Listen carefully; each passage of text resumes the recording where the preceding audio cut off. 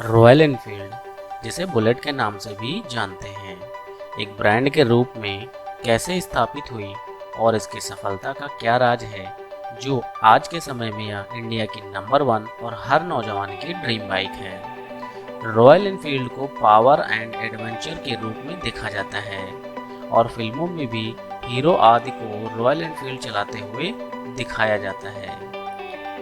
यानी कि इसकी जो सबसे सक्सेसफुल मॉडल है बुलेट, ये आज के टाइम पर हर भारतीय के दिलों में बसती है। लेकिन क्या आपको पता है कि रॉयल एनफील्ड शुरू से इस तरह से नहीं थी। एक समय पर रॉयल एनफील्ड ने बहुत सारे विफलता को देखा, जिसमें उसे सक्सेस पाने में बहुत सारा स्ट्रगल किया। इसकी एक अलग ही इमेज है जो इसे अन्य सभी मोटरसाइकिलों से अलग करती है। लेकिन रॉयल एनफील्ड इतनी सफल कैसे हुई, तो चलिए आज हम जानते हैं इसे विस्तार से।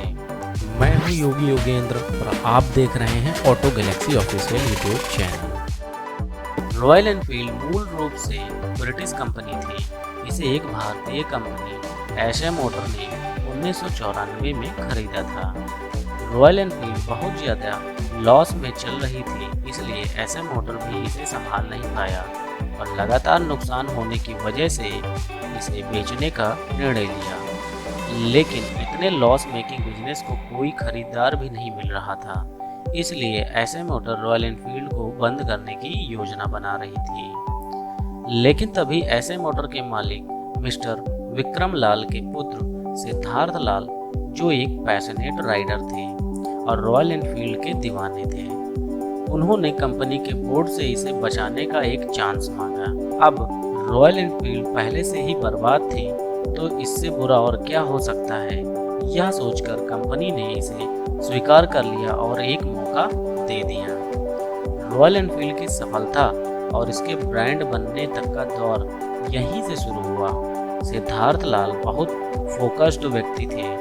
वे किसी काम को ध्यान केंद्रित करके और उसे बारीकी से परखते थे। जब मिस्टर सिद्धार्थ लाल 26 वर्ष के थे, तभी उन्होंने सोच लिया था कि यदि वे एशे मोटर के सीईओ बने तो वे अपना पूरा फोकस रॉयल एनफील्ड पर करेंगे। और जब मिस्टर सिद्धार्थ लाल एशे मोटर के सीईओ चीफ एग्जीक्यूटिव ऑफिसर बने, उस समय एशे मोटर के truck, tractor, foodware, consultancy, garments और मोटरसाइकिल आदि प्रकार के टोटल 15 बिजनेस चलते थे। इनमें से उन्होंने 13 बिजनेस बेचकर अपना पूरा फोकस ट्रक और मोटरसाइकिल बिजनेस पर किया।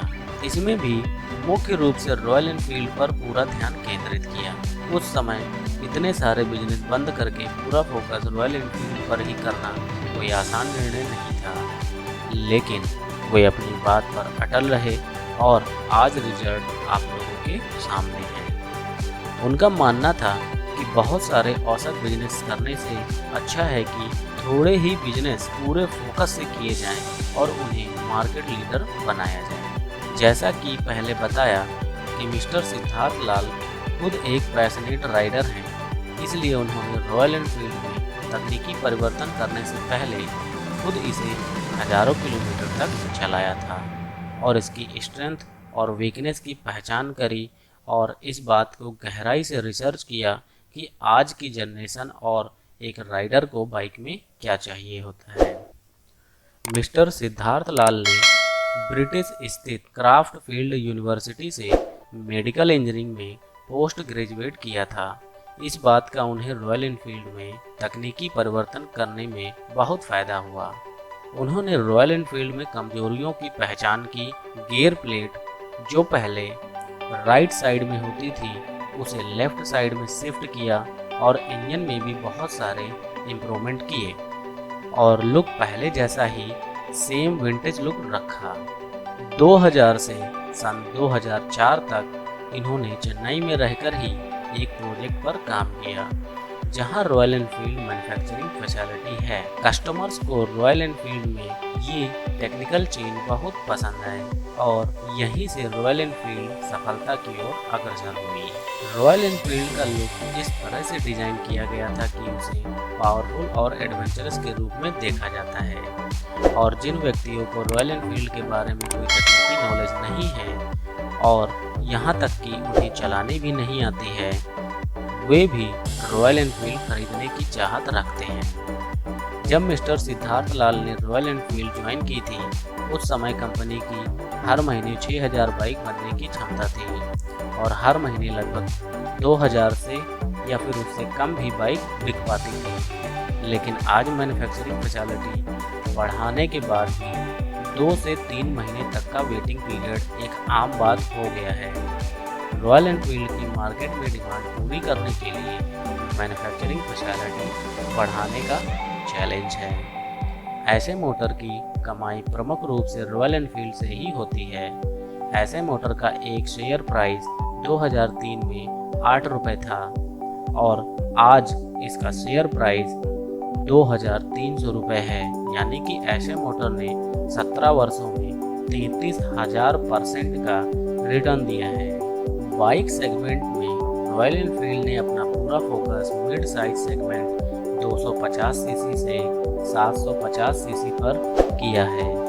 यदि प्रतिस्पर्धा की बात की जाए तो बजाज, यामाहा आदि ने रॉयल एनफील्ड को टक्कर देने की कोशिश की है, लेकिन वे इसमें सफल नहीं हो पाए हैं और आज के समय में मिड साइज सेगमेंट में रॉयल एनफील्ड का 90% मार्केट शेयर है और सीधे शब्दों में यह कह सकते हैं कि आज मिड साइड बाइक सेगमेंट में रॉयल एनफील्ड यानी कि बुलेट ही मार्केट लीडर है। मिस्टर सिद्धार्थ लाल ने रॉयल एनफील्ड की ब्रांड बिल्डिंग और इसकी इमेज पर खास ध्यान दिया है और इसे एक एडवेंचरस मोटरसाइकिल के रूप में प्रमोट किया है। इंडियन आर्मी 1955 में पेट्रोलियम पहरेदारी के लिए रॉयल एनफील्ड यानी कि बुलेट ही इस्तेमाल करती आई है, इसलिए रॉयल एनफील्ड को पावरफुल सिंबल के रूप में भी देखा जाता है। रॉयल एनफील्ड के एक मॉडल रॉयल एनफील्ड क्लासिक, जिसमें रॉयल एनफील्ड राइडर्स के लिए हिमालयन, उड़ीसा राइडर मानिया जैसे बहुत सारे इवेंट्स और एडवेंचरस ट्रिप आयोजित करती है, जिनमें बुलेट लवर्स पार्टिसिपेट करते हैं। रॉयल एनफील्ड के बहुत सारे राइडर्स क्लब हैं, इनमें यह कई प्रकार की प्रतियोगिता आयोजित करती है। इस प्रकार रॉयल एनफील्ड ने अपना लॉयल फैन बेस तैयार किया है। रॉयल एनफील्ड को टीवी आदि पर कभी भी हाईली एडवर्टाइज नहीं किया गया है और ना ही कभी ज़रूरत पड़ी, क्योंकि इसकी इमेज ही इस प्रकार बनाई गई है कि जिस व्यक्ति को रॉयल एनफील्ड चलानी भी नहीं आती है, वह भी इसे खरीदने की चाहत रखता है। इसलिए रॉयल एनफील्ड को विज्ञापन के लिए कभी किसी क्रिकेटर या एक्टर की ज़रूरत नहीं पड़ती है। आज रॉयल एनफील्ड भारत के अलावा दुनिया के 50 से भी ज़्यादा देशों में बेची जाती है। रॉयल एनफील्ड का लेटेस्ट मॉडल कॉन्टिनेंटल जीटी अंतर्राष्ट्रीय बाजार को ध्यान में रखकर ही लॉन्च किया गया है। इसे लॉन्च करने से पहले सिद्धार्थ लाल ने इसे गोवा से मंगलोर तक खुद ही चलाकर परीक्षण किया था। राइडर्स को बाइक में क्या चाहिए होता है, इस बात का मिस्टर सिद्धार्थ लाल खास ध्यान रखते हैं और इसमें सुधार करने का वे संभव से संभव प्रयास करते हैं। ऐसे मोटर ने मैनेजिंग डायरेक्टर और सीईओ रॉयल एनफील्ड के x CEO mister Siddharth Lal को रॉयल एनफील्ड को बचाने का एक चांस मिला था, जिसमें वे खरे उतरे और रिजल्ट आपके सामने है और इनका पूरा फोकस इसे विश्व स्तर पर ब्रांड बनाने पर है। फिलहाल रॉयल एनफील्ड आज के टाइम पर किंग है और आने वाले समय में भी किंग ही रहेगी, क्योंकि रॉयल एनफील्ड जो वो सिर्फ बाइक ही नहीं है, वो दिलों की धड़कन है। तो इसीलिए इसे हर कोई अफोर्ड भी नहीं कर सकता और जो इसके पसंदीदा लोग हैं, जो इसकी चाह रखते हैं, वो इसके पूरी दुनिया में दीवाने हैं। फिलहाल मैं आपसे पूछना चाहता हूँ कि आप कौन सी बाइक चलाते हैं, हमें कमेंट बॉक्स में ज़रूर बताएं। तो फिलहाल इस वीडियो में इतना ही। अगर आपको यह रॉयल एनफील्ड की जानकारी पसंद आई तो हमारे चैनल को सब्सक्राइब करें और इसी तरह की बहुत सारी मोटिवेशनल और बायोग्राफिकल स्टोरीज हम लाते ही रहते हैं। नमस्कार।